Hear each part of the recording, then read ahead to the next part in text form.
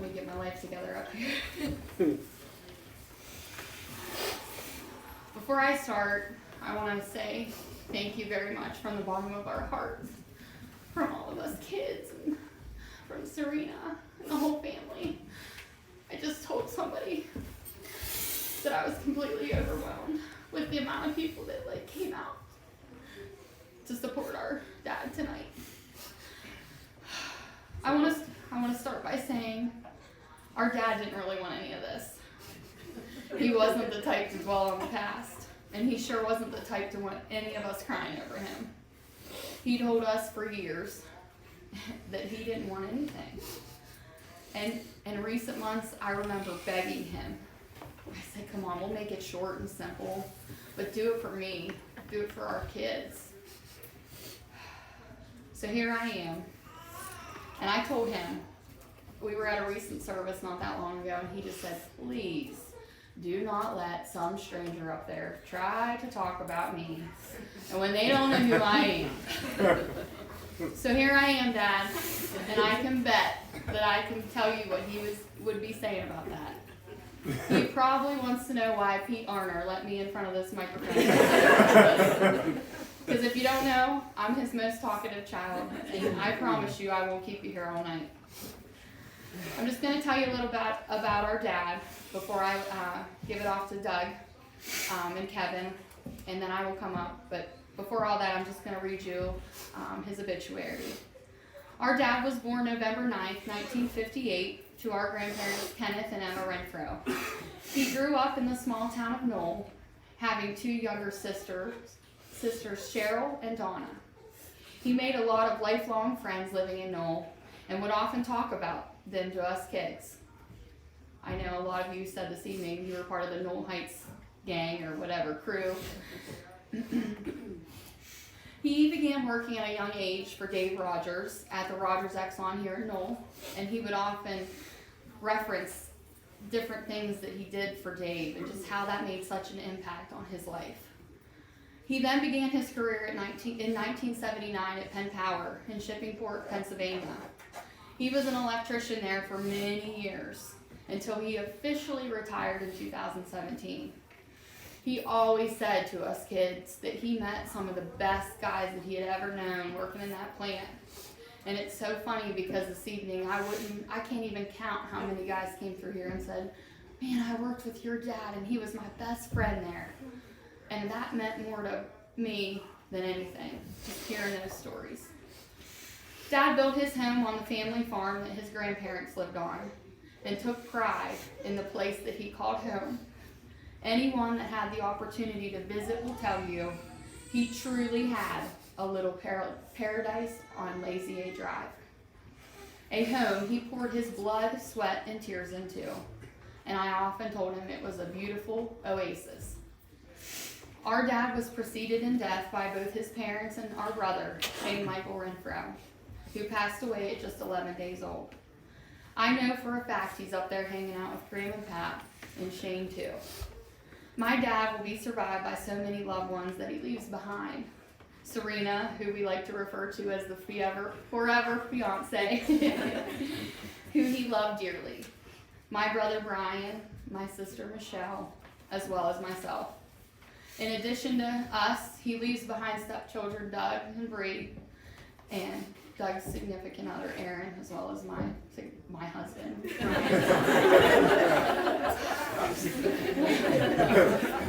Let us not forget the pack of grandchildren he had. And if you knew Bill, he always said he was going to start tagging them like they do cats because he lost track. So just to name them, Colin, 1, 2, 3, 4. Gregory, we all had numbers for him. Becky, Emma, Shane, Samara, Jordan, Daniel, Aubrey, Cruz, Logan, Layla, Mila, Lincoln, and Lindley. And there shouldn't be any more, just saying. He is also survived by both his sisters, Cheryl and Charlie, her husband, and Donna, and many cousins, Jimmy, Brenda, Larry, Karen, Becky. Aside from that, he just had so many friends. And I think I just saw what an impact like he really had. I thought he wasn't really like an outgoing guy, because sometimes he just kind of sat there. But holy cow, you guys really showed me differently tonight, like just telling me stories about what an impact he made on your life. Some of his most cherished friends, I'm just going to name a few. Jim Fulton, who my dad would, I guess they had this thing that they always said love ya and whatever, but they called each other dog balls, and I know that's probably not appropriate. But Jim, that one's for you, because that was your thing. It took a lot of years before we called each other. Yeah, whatever. Hey, I have some funny names for my friends. But Kevin Arner, who has been so graciously willing to speak later on behalf of my dad. Terry Burden was a dear friend of my dad, as well as Gary Gamble, many other people, Greg Six. I mean, I could name so many people that he just truly loved from the bottom of his heart. And I just have to say that just because our dad's time here on earth come to an end, doesn't mean he's gone forever, because his memory will live on in all of you. And I said, when you're sitting here on a tractor digging a ditch, because that's what he liked to do, or planting a garden, staying at the hunting camp, or eating a big bowl of ice cream with more caramel and pecans than you know what to do with. Remember the man that we are grieving today doing the very same, because he would not want any of us remembering him the way he is in that box. And even though he looks amazing, that's just what I have to say. So at this time, they'll play a song, and then we will welcome Dougie up here.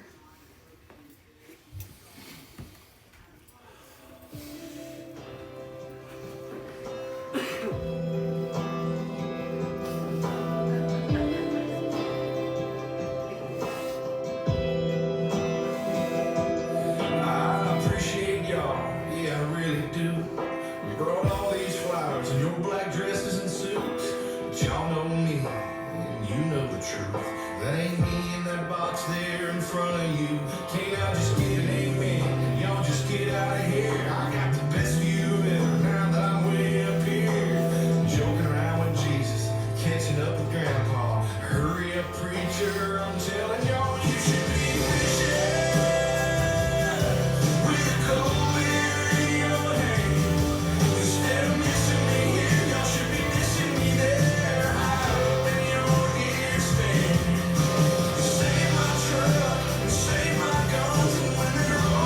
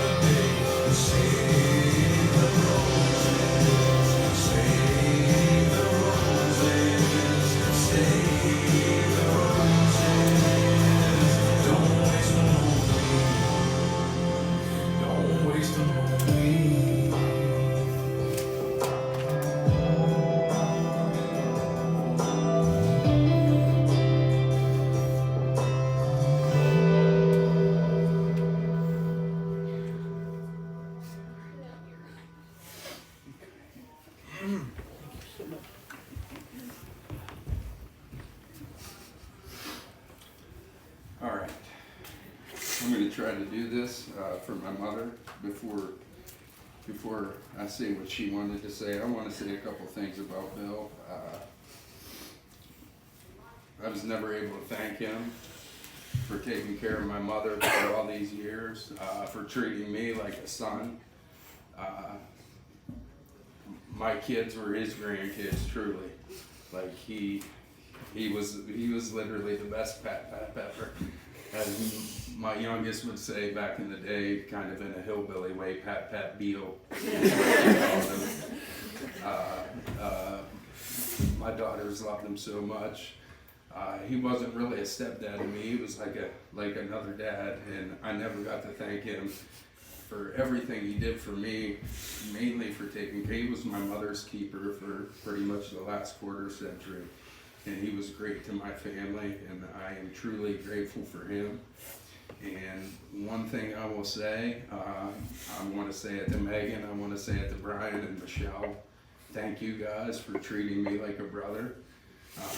Thank you for sharing your dad with me for the last quarter of a century. One thing is, we have a relationship for life, regardless of anything. We're brothers and sisters, truly, and I love you guys. All right, I'm gonna try to get through this. My saying was a lot easier than my mother's here. All right, you all called him Bill, Dad, Billy, or Toby. But my name for him was Willie Wade, and his name for me was Doris. I still don't know where that came from, but you can ask Little Penny, because that's how he calls me now.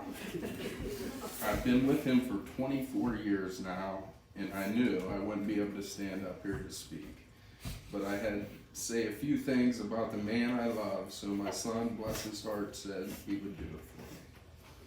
He was a quiet man, unless you were in his circle, then you knew his dry humor. I think one of my favorite sayings of his is, you don't smack a horse in the ass to make him go backwards. We have done so many things together, and we've shared so many grandchildren. The children and grandchildren were never his or mine, they were ours. We've been through the good, and we've been through the bad, but we stayed together. We had so many more plans, even for next week. The only thing keeping me halfway sane is knowing he is in no more pain, because people had no idea he had been suffering a lot more than he let on. I love my Willie Wade and always will. He changed my life, and I believe I changed his. I love you forever. Rest now, my love. I'm your forever fiance, Serena, or Doris if you prefer. Goodbye, my love. Until we meet again, I'm just here without you, baby.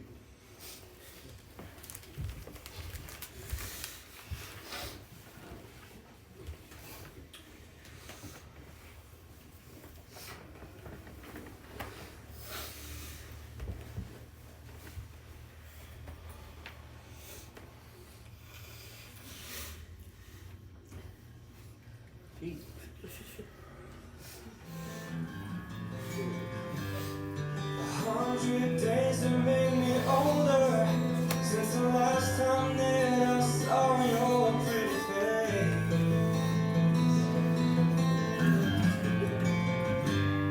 1,000 lives have made me colder, and I don't think I can look at this the same.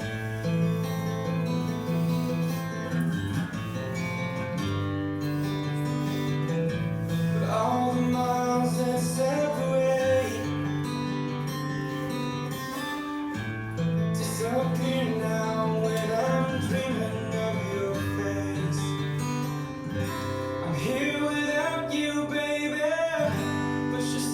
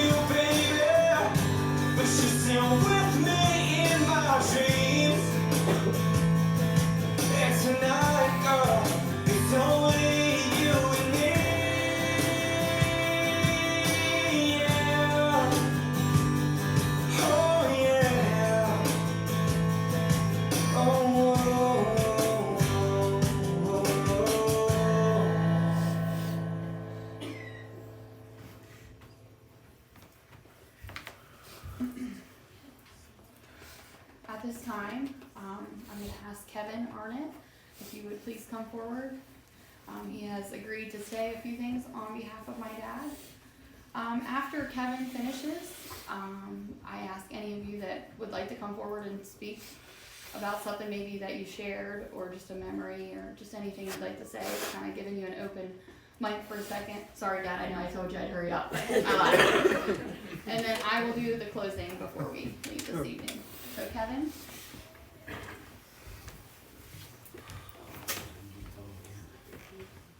Bear with me a minute. A few years ago, my wife and I went to visit Bill's mother, Emma. She was having some medical issues, and I always looked up to her when I lived up on the hill there, and I always admired her, and she treated me kind. And I just felt led to go visit. So my wife and I went to visit Emma, and we asked her if we could pray with her. And she insisted that we would pray for her children and her grandchildren. She didn't want me to pray for her. So out of respect, I would like for us to bow our heads, and I'm going to say a prayer right now. Lord Jesus, I'm so grateful for this privilege to stand here now, Father. And I ask you if you would send a comforter here, Lord, and comfort this family. Like Emma wanted, Lord, we ask that you watch over this family, Father, and lead them and guide them, help them in their time of need. And may they realize that you're real, and know that you're there, Father. In Jesus' name I pray. Amen. I'd like to tell you what kind of friend, but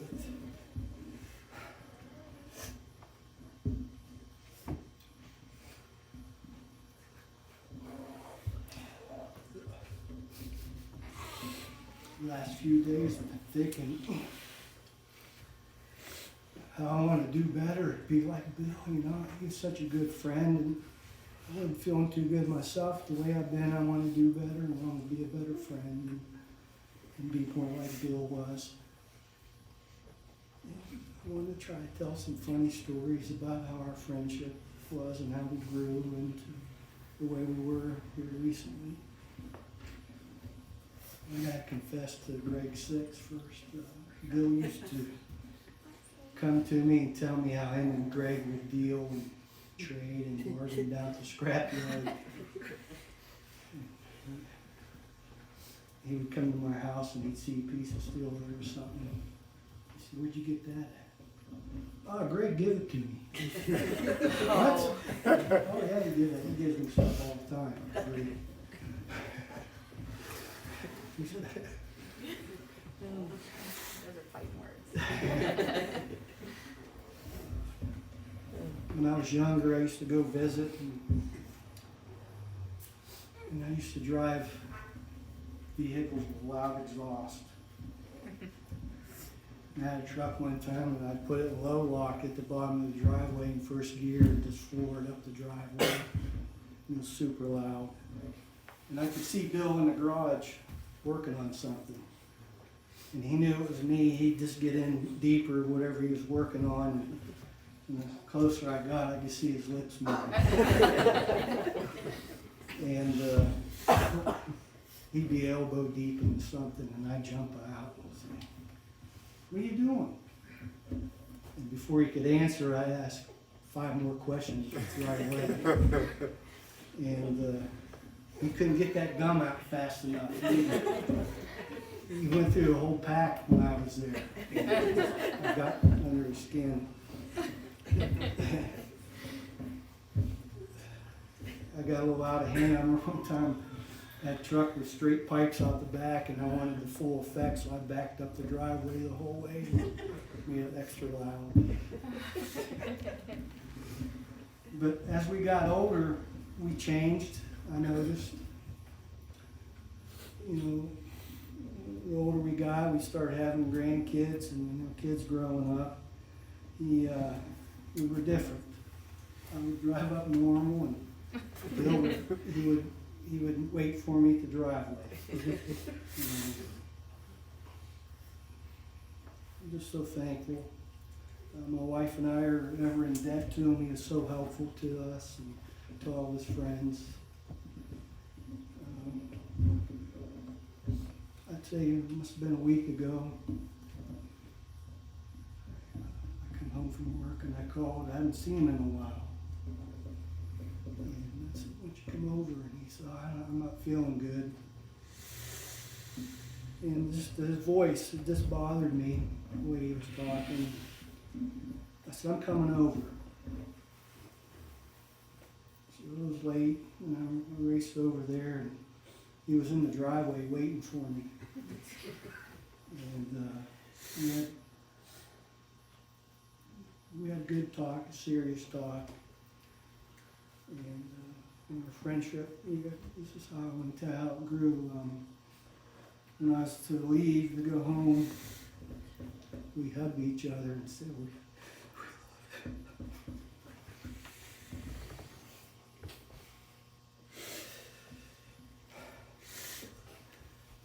loved each other. I'm thankful that I have that.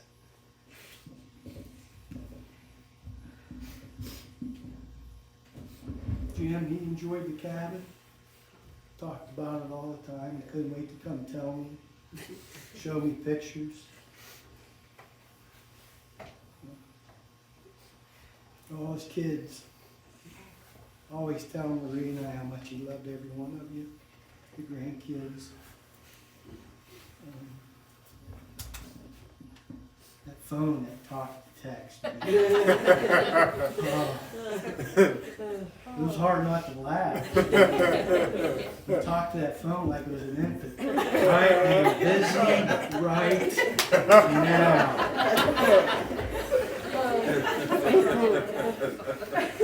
It'd be either Megan, and 5 minutes later Michelle would call. But he was a dear friend. Wonderful family here, a lot of friends. I just want to say thank you. Thank you for letting me speak. Thank you. God bless you all.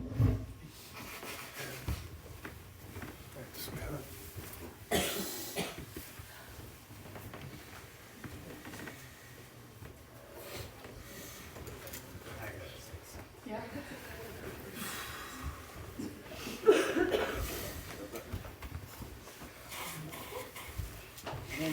Oh no. It's time to cry. Did you hear that? That Renfro laugh? That hoo-hoo? Oh no! Don't embarrass me now, Jim. Bill came to me, my friend, early 90s. Terry Verdon pulled up the driveway. The cabin. I think more for us to laugh at each other. We were going through struggles. Christ, everything we were doing was wrong. Everything was stuck in the mud, you know. We had to get everybody just a little thing that we could laugh at each other to get rid of our own personal stuff. So I knew my friend by 3 names. And since you brought up the last one, we'll save that last one last. Bill first came around there, and that's what we were doing. I wasn't the serious one. Bill was serious about it.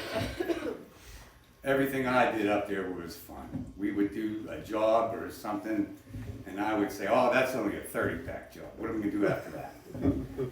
We would do all kinds of things. And then as we got older, like Kevin was saying, everybody started getting there. And then I started to know this isn't just a guy named Bill. This guy could do anything. When my daughter and my nephew had a graduation party at our farm on Route 8, and by the way, in the early 90s, anybody drove up and down Route 80 or saw my truck from Friday night, mine and Bill's truck from Friday night till Sunday, or vice versa at places. But Bill, at that time, that cabin, it was an old cabin and we had to do a lot of fixing and stuff on it. But there was an electric box and it had to screw in breakers, you know? And there was 300 people coming to this cabin for the graduation party. Buses pulled up there, campers, all kind of stuff. And everybody brought with them a roasting pan. So Bill's task was to keep, we told him 10, but it ended up being 13 roasting pans, all going without throwing any breakers. It was like impossible to do, right? So by the end of the day, people were bringing more roasting pans, and there'd be Bill going, "No, Jim, you can't put another roasting pan." The things that he did. When I bought a bulldozer and got it stuck everywhere, the way that this guy could fix stuff, they were telling me all the torque converters out of it, this and that. Terry took it over to his house over there, and he fixed it with a can of Easy Bake Oven Cleaner. He took the radiator out, sprayed with the Easy Bake Oven Cleaner, and it worked fine. Then lately, the last few years, we've been canning and we've been doing everything. At that time, I called him Mr. Bill because he knew how to do everything. And I looked up to him, and he was my friend. Serious Bill. I wasn't that. So then when we started going up to my cabin in Punxsutawney, I had water running in this big 2,000-gallon tank and running out in a septic tank in the ground sitting over there. And I think 4 or 5 years I was still going to the bathroom in the outhouse. And then when he came up there, it was in a month he had running water, hot water, and we were going to the bathroom and taking showers. But then, the last name, that came from a lot of years of knowing each other where I wasn't afraid he was going to kick my ass. Bill was a true friend of mine. I'm going to miss my friend. Thank you.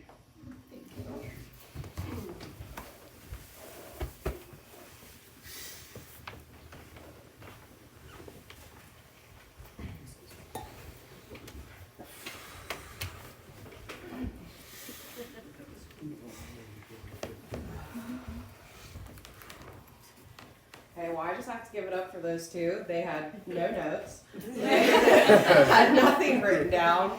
And this took me 2 hours before bed, and then I had to sleep on it, and then come back to it this morning at 7:53 in the morning. So, if you can believe I didn't say it. everything I wanted to say. I probably have it on me. If you can believe it, there was once a time when you wouldn't have thought I would be speaking at Billy Bob's funeral. Because after all, I used to hide under a lampshade from that 6'2" hairy man. And he was awfully hairy back in the day, and he never wore a shirt and was always so tan. Like he was very frightening to me. But evidently, as time has gone on, I've really grown to love Bill. I can't sit here and say I have a ton of memories of Bill from my younger years, but the one memory I do have is a prime example of how Bill showed love to his kids without actually saying it.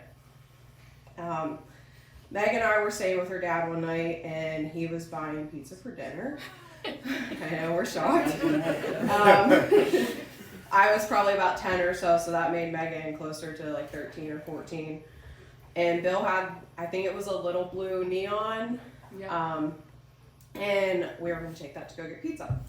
So, who would be driving? It wasn't me, it wasn't Bill, it was Megan. Luckily, though, he made her take all of the back roads because I'm not sure I'd be here telling this story if we let her drive on Route 8. And if you've ever driven those back roads from Bill's house, you know there are potholes aplenty. And Megan hit every single one. All while Bill sat in the passenger seat telling her, hey, there's one over there, you might want to go get it too. And another story I'd like to share is definitely my best memory with Bill. And if you saw the picture of Bill and I, it doesn't even look like me, but I was holding like a basket of things, and turns out that I'm also known as Mrs. Dr. Doolittle. She's my alter ego, and I'll tell you why and what was in that crate. So there was one spring day, and Megan and I were at the farm because, you know, that's where all of our semi-pro photography takes place. And at one point we wound up in the barn where Bill had his camper, and he was telling us that there was something living in his camper, but we weren't able to get to it because the storage compartment was probably all of like 6 inches wide. And clearly none of us are 6 inches wide. Maybe Michelle. Yeah, we did need, you know what, Gregory was there and even he couldn't get it, so. So we tried all of our redneck ingenuity to, you know, try to get to these critters because we could hear them like whining and scratching. We weren't totally sure what they were at the time. But a few days had passed, and I got a text from Megan that went something along the lines of, we need to go save these baby raccoons out at my dad's house, or else he's going to JCPenney's to buy them swimsuits for their big swim in the pond. Because as it turns out, Bill had had enough. And he had so much that he decided to close up the camper so that the mama raccoon couldn't get to the babies. And as it turns out, that mama raccoon wasn't having it. So she wound up tearing into Bill's camper, chewing wires and all the like to get to her babies. And ultimately, that damn raccoon caused thousands of dollars of damage, and the insurance company gave no shits, despite Bill's 20-year loyalty to them. But I won't throw their name under the bus. But eventually, Bill got his revenge because he shot that damn raccoon. And if her babies were going to survive another day, Sandy and Megan needed to get to the farm ASAP. We clearly had no idea what we were doing. We were rocking COVID-19 gear before that was even a thing, just to interact with these little baby raccoons. And Bill just sat in the garage watching us, without a doubt thinking, these bitches are just nuts.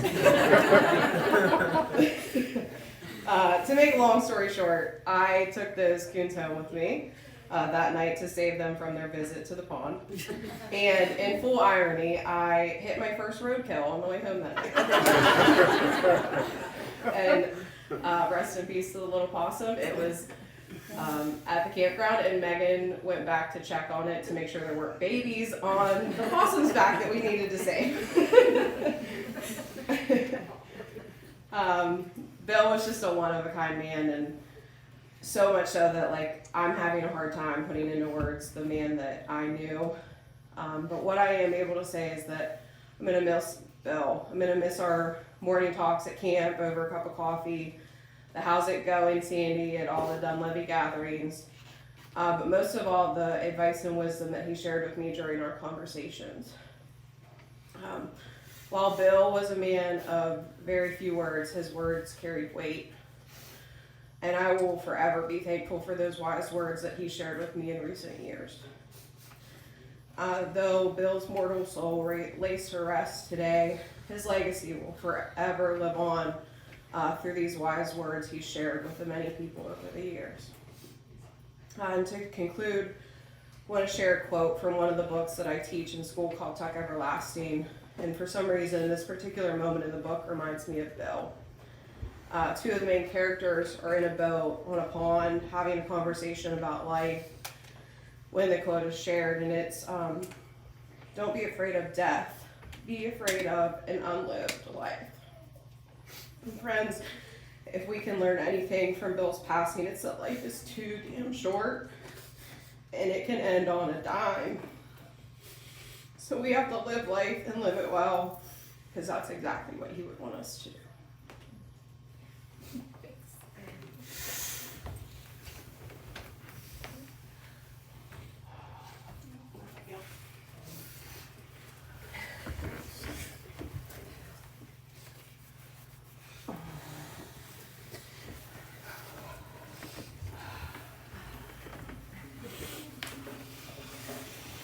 Okay, come on up. I think we have one more person.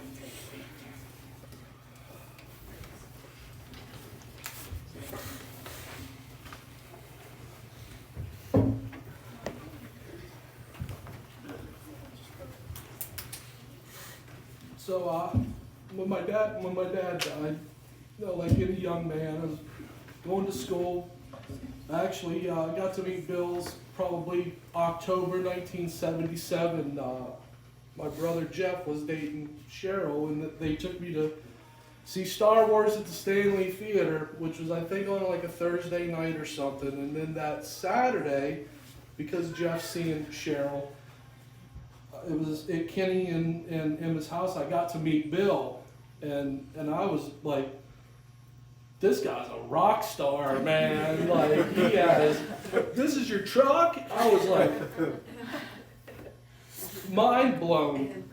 And from that day, I looked up at Bill as to the father, the dad, the brother, the uncle that I wanted to be like, man. Like, I admired this man, and all you new kids and the new grandkids have no idea who I am.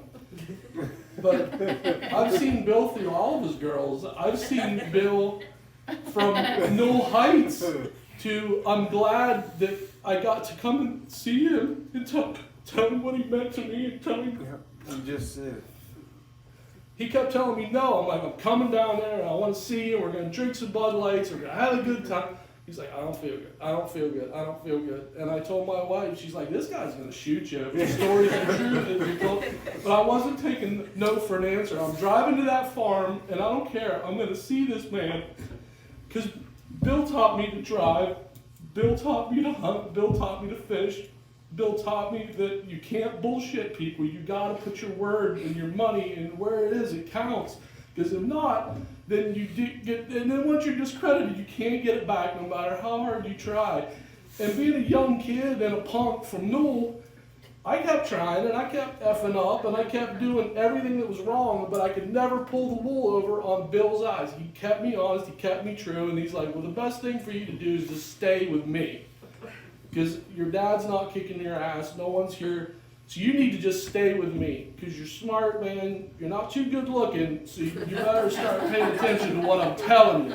And Brian and Michelle, which I was like a brother to them for quite a few years, circa mid-'80s into early 90s, and Bill's like, you got to do something, and this is the reason that I went to Cleveland and started a job as a tradesman, because I don't want to say I was jealous of Bill, but I was like, this is your boat. Like, you got a boat, like everything. I was like, if you want these things, he worked hard. And when he come home from work, he would continue to work hard. And the best thing that he did for me was made me do things I didn't ever want to do. Because if you went to Bill's garage in good clothes, you're getting dirty. If you went, no matter where he was at, I went to visit this guy a couple of months ago because I was talking to him and I had no gut feeling whatsoever. I just wanted to be like, see this guy, and just, I felt that I should say something because of what he was to me and for me for so many years, man. Like, I could be in trouble and he's who I could go talk to. He's who would go, and everyone struggles and stuff, and everyone has their ups and downs, but this guy seemed to be able to manage it and stay no matter what the circumstance was, grounded, level, go to work, and his success is in this room. This is a huge funeral. Look at the family he has built. Look at the life he has built. Look at the farm he's built. he made my life as good as it was. He handed me off the gym, and just because I was stupid, I probably burnt that bridge. But again, it was the learning curve, and he always said it was about being a journeyman. And now that I'm almost 50 years old and I'm losing my best friends and confidants and people around me are dropping like flies, it's just a surreal moment in life that you're here today, you're gone the next, and to live your best life ever. Tell the person that you know and love them, you know him, you see him. Because I was looking forward to vacationing with this guy and doing things, and I'm watching Megan's post, like, I had been talking to him and rekindling this friendship, and like I said, I'm just going to say it, about 2 months ago, it was Labor weekend, I drove to his farm, and I was able to tell you what he did for me, and that I loved him, and that I'm proud of him. I'm proud of what I've accomplished. I'm proud of what you accomplished. That farm will always be home to me. Some of the fondest memories I have was with, remember when we lived on Babs Island for 3 weeks with old Molly the dog? We just found a spot on Babs Island. We was out driving around. I got to go with him to Uncle Cheryl's to the lake in Tennessee, and I got to meet the relatives. Like, he took me he took me in, man. He didn't have to, but he did. He took me in, and he kept me out of trouble, and we ate a lot of pizza, and we gave a lot of peppers, and we shot deer and everything. Like, I always looked up to Bill as this guy's a rock star, man. He is the coolest, and I knew some cool people, but this guy could just, his composure, his confidence, no! Like, Bill, can I use some of your, no! Like, Bill, well, can I pull my car into the alley and work on it? And he was like, well, all right, make sure all my tools stay in the garage, and make sure everything stays here. And just the fondest, best, man, of the best time of my life. So imagine those teen years. And he taught me to drive the old international school bus, man. I was 15 years old. And he's like, get in it, you got a double clutch, and showed me and drove it around Knoll Heights, and he's like, I think he's got it, and I drove a bunch of drunks way downstate in West Virginia, 15 years old, stopping at every Circle K, because they would go through a 30-pack of Bud Light in about 15 miles, and it was just like, everything this guy did, man, was like rock star, cool, we went to get the best. And he's like, I'm gonna cook some chicken, and we wired 28 chickens together and everything. We did it out of the ground, man. This guy was a magician. He could take nothing and make it the coolest. Like, what's that? Some sticks and some dirt and some wire, and boom, we got a cabin, dude. Like, no matter what it was, I got that in the back of the truck. I remember the Dave Rogers had this big monster truck, and I was standing in front of DeCarlo's Pizza. I think it was DeCarlo's Pizza in Knoll. It might have just been I was hanging out behind the Legion with Chucky Walker. But I was hanging out down there, and Bill's like, we're going to Hookstown Fair and run this truck. And Kenny's like, get in, I got to give me a bottle of Pepsi. So I was like, man, I was like, I didn't tell my mom or not. I jumped in the truck. Like, I'm going with Dave Rogers and Bill Renfro to Hookstown Fair to run this big monster truck they had. So any opportunity. I used to ride my bike up 6th Street, like, oh man, I didn't get the bills. This is horrible having to go up this hill. And he'd be like, oh man, take the brat truck. 13, 15 years old, man, I was driving his vehicles, like, wanted fishing poles like his. I remember the Marlin with the Leopold scope. I was like, man, I'm gonna get a gun like this one, man. And, you know, I do have a family now, but it doesn't hold a candle to the family he built. And I always revered that man as like the coolest, literally the coolest guy. There's so many people that he impacted their life what can you say about a great man gone too soon, man? Like I said, I just felt obligated to say something. I'm sorry I didn't get to hang and meet you kids even more, but he literally sent me to go man up and to go be a tradesman and make something of yourself, make a family, you know. If you want to be like me, man, go be like me, but you gotta go do it. You gotta go do it. Thank you. Thank you everyone that stepped forward this evening. Before we go, and I'm going to try to make this as quick as I possibly can, but I just want to say a few memories about my dad that I've had that I'll forever remember. Like like many of you have already said, our dad was truly one of a kind. And if you were lucky to know him, you knew that he'd give you the shirt off of his back, except for his mint green Florida Keys one. You ain't getting it. He may have been a man of few words, and to some of you, you might disagree with me on that. But when he was ready for you to listen, you better have all the time in the world to listen, because holy cow, that man could talk. I know all of us kids gave him many earfuls, and Serena too. And a lot of times he'd just sit there and go, or just get up and walk away from it. It took a lot of years before I understood that his lack of words didn't mean he didn't love me or was proud of me. You see, Dad had a funny way of showing us kids how much he cared. He never was the type that would pick up the phone and call you and say, "Hey, Meg, I miss ya," or "I love you," or "I'm so proud of you." I think he wanted us to learn how to hear and feel those things from him long after he was ever here to say them. So he showed us in other ways. When our dad wasn't tinkering around the garage with one of his toys, he was probably buying something off of Amazon. Thank you, Michelle. Or he was eating ice cream, which we know how serious he took his ice cream. Or he was traveling somewhere in his bus. When Dad was feeling well, he was all over the place. You know, Serena, Florida, for weeks at a time, out west, New York, everywhere. Serena and him had the tendency to go with the wind. And boy, did they go. And let me tell you, once Dad got an iPhone and he learned how to take selfies, he was like, "Yeah, look at me." Or, better yet, he would FaceTime me. And I would always get right up that big nose of his. "Dad, you're on FaceTime." "What?" You're FaceTiming me." "What's that mean?" So he was just so proud of just showing us kids where he was going, and I love to see that. In recent years, Dad, Serena, and my family, which if those of you that don't know me, I have a lot of kids, I have 4. We like to go camping together. And we started out at Lake Austin Lake, but in the past 2 years, Dad decided he was going to go to Summersville with us. And boy, am I glad he did. He'd get so mad though, because he didn't understand that when you go to Summersville, you got to book for this site 6 months out. I can remember me telling him, "Dad, we got to get on January 19th at 10 a.m. You have to be ready." "What do you mean January 19th? We're not going till July." Just listen to me. So I made sure he had his sight up. I made sure his glasses were handy. I made sure the whole 9 yards. But this year I couldn't. This past year I had to leave it be because I had to work. And I have to tell you that, when you get on there, Amanda, Justin, you know how difficult it is. It's like Black Friday shopping. You got to get on and click your site, and you got to be ready to go.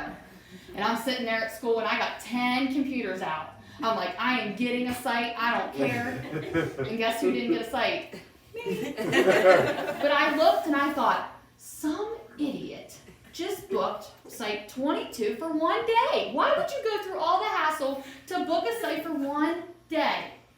Well, here comes the phone. "Hey, Meg." "Hey, Dad. I think I got me a site." "What number did you get, Dad?" "I think it was 22. "When you checking in?" "Well, it says here the 19th of July. When's your checkout date, Dad?" Oh, shit. So after about 24 hours, and thank goodness Lee and Nancy were able to pick that site up, somehow, by the grace of God, we got him a site. And my goodness, he cussed and flipped out and said he was calling that company, and let me tell you, he never did get through, because you just can't. So after we booked it, there's just so much anticipation, because this is a big camping trip. We don't just go for like 1 or 2 days. We were going for 2 weeks. Yeah. And we would just talk about it and all these things that we would do to prep for it. And him and I got to talking, and I said, "Man, Ryan and I would love to have a boat." And he's like, "Nope, I'm buying a boat." I said, "Okay." Well, as you know, with COVID and everything, it's been really difficult to find yourself a boat. But he was determined. And he found one on Facebook. He found a few, but the one that he actually bought, I'll stick with that story. He found this one, and he was like, yes, this is it. Well, I was at work again, and I was my dad's technology helper. If he didn't get it, he was calling, Meg, what does this mean? Well, he had texted me, and he said, what is Facebook Pay? Well, I teach preschoolers. I don't sit down, I don't pee until they're gone, so I couldn't even answer him. I got another text. What is PayPal? Do I have it? Didn't get to text him back. Next text, never mind, I got it. I thought there is no way that this man figured out Facebook Pay or PayPal. I said, well, what'd you do? He said, well, that man that I'm buying this boat from, he wants to know if I have the money. I said, well, how'd you tell him you did? I laid it all out on the coffee table and I took a picture. I said, Dad,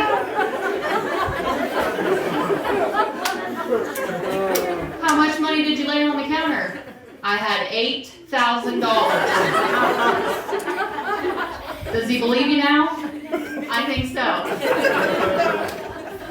Jim Fulton was, I believe you went to go get this boat with him, and you can, you can say that was a trip from you know where. But man, once he got it back, he cleaned it up, and anything my dad had, he put so much love and just, when he wanted to do something, he did it all the way. He didn't do it half-assed. He did it.